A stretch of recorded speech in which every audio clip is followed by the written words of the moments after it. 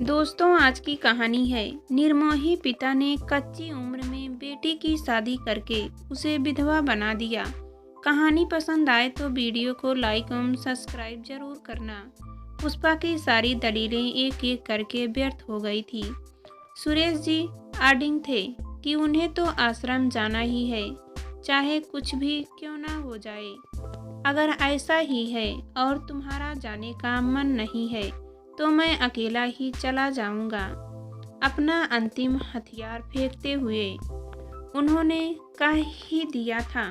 पुष्पा फिर चुप रह गई। पति का स्वास्थ्य ठीक रहता नहीं है, फिर अब उम्र भी ऐसी नहीं ही कि अकेले यात्रा कर सके, तो फिर उन्हें अकेला कैसे भेज दें। वहाँ कुछ हो गया तो कौन संभालेगा इन्हें। आखिरकार जब कुछ कहते नहीं बना तो उसने साथ जीने की हामी भर ही दी थी।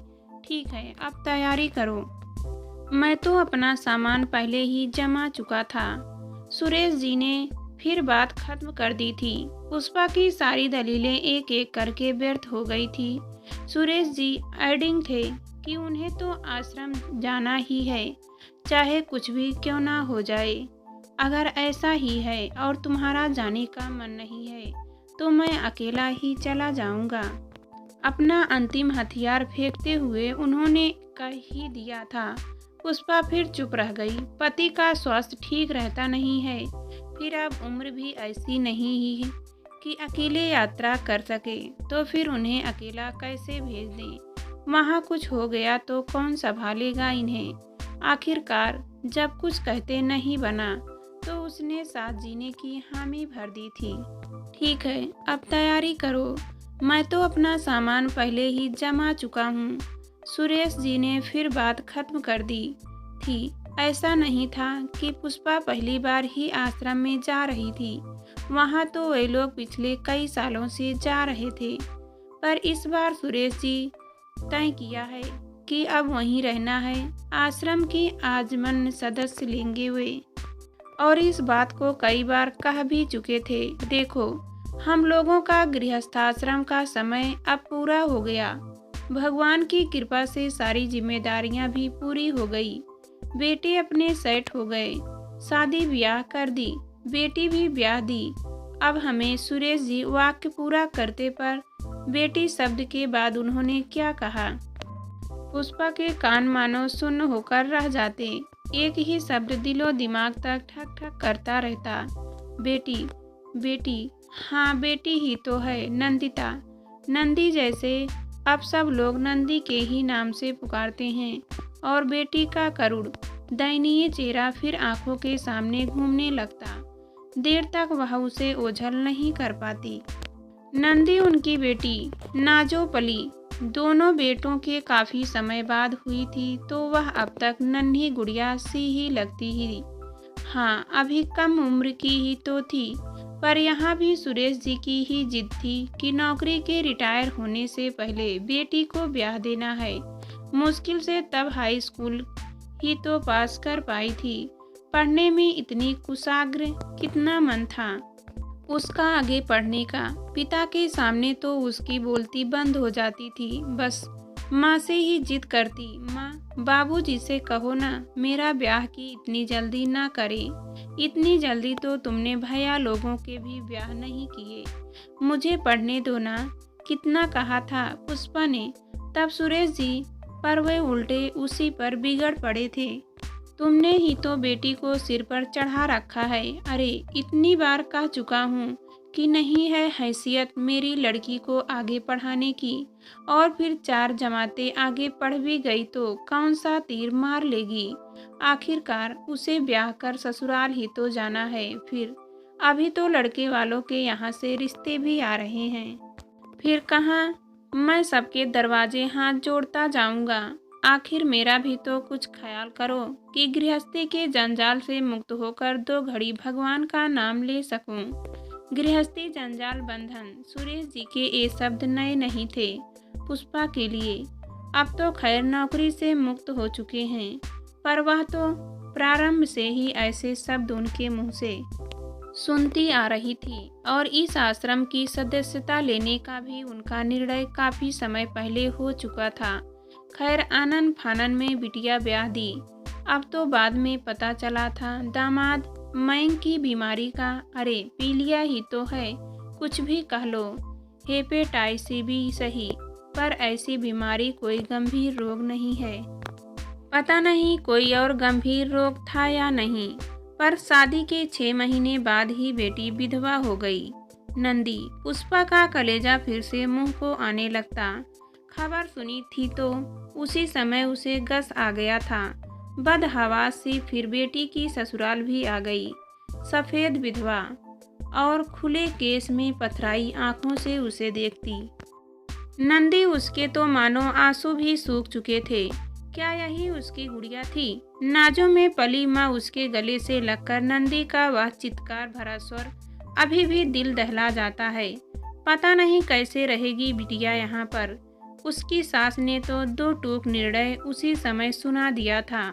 अब यह इस घर की बहू है। जैसे भी हो रहना तो यही है इसे। 2 महीने फिर रात दिन गिन गिन कर काटे थे पुष्पा ने। एक बार दबे स्वर में फोन किया था समधिन को, न हो तो नंदिता को कुछ दिनों के लिए यहाँ भेज दे, थोड़ा चेंज हो जाएगा। तो फिर समधन जी फोन पर ही बिगड़ी थी। आप तो एक पारंपरिक परिवार से है, सारे रीत रिवाज जानने वाली। साल भर से पहले तो नंदिता घर से बाहर जा ही नहीं सकती है, आपको पता होना चाहिए। फिर अब यह हमारी जिम्मेदारी है, आप परेशान न हो। नंदी से तो फोन पर ढंग से बात भी नहीं हो पाती थी। मन ही नहीं मना तो पुष्पा ही एक दिन वहां पहुंच गई थी। 2-3 महीने में ही बेटी एकदम भड़क गई थी। सफ़ेद साड़ी में लिपटी, दिन भर घर के काम में उलझी, सास जेठानी सब हुक्म चलाती रहती उस पर। बड़ी मुश्किल से दोपहर को थोड़ा सा समय निकालकर माँ से एकांत में मिल पाई थी। माँ मुझे घर ले चलो। सिसकियों के बीच इतना ही बोल पाई थी कि तभी टोह लेती हुई छोटी ननद वहां पहुंच गई। लौटते समय पूरे रास्ते आंसू बहते रहे थे। पुष्पा के सुरेश जी से कहा तो और बिगड़े ही थे उसी पर।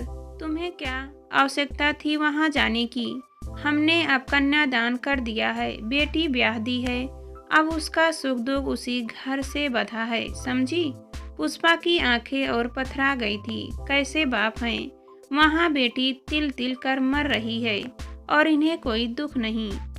बेटी ब्याह दी तो क्या सारे संबंध ही टूट गए? उससे ठीक है वे लोग समर्थ हैं, अच्छा काम खा रहे हैं, दूर भी तो हैं, तो क्या उनकी चिंता नहीं है हमें?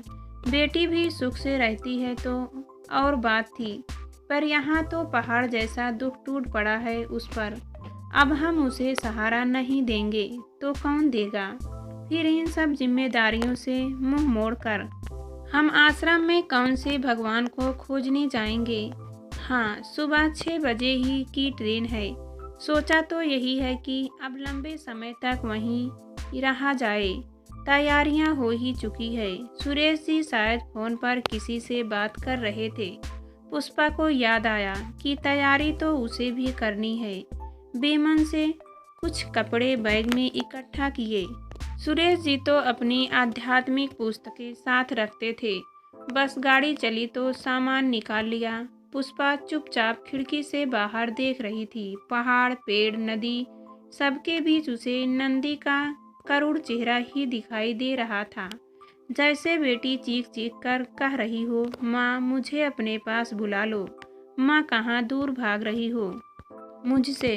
तुमने तो जन्म दिया है मुझे, फिर क्यों मेरा दुख तुम्हें छूता नहीं?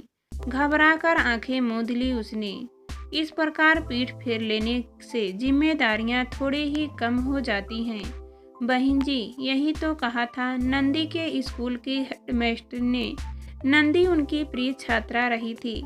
फिर उसे जल्दी ही ब्याह देने की निर्णय पर भी वे काफ़ी नाराज हुई थी। और इस दुख भरी घटना की खबर जब इन्हें मिली तो एक बार स्वयं जाकर भी नंदी से मिलाई थी और तभी पुष्पा के पास आई थी। देखिए पुष्पा जी, आप अपने दायित्व से मुंह मोड़ सकती हैं।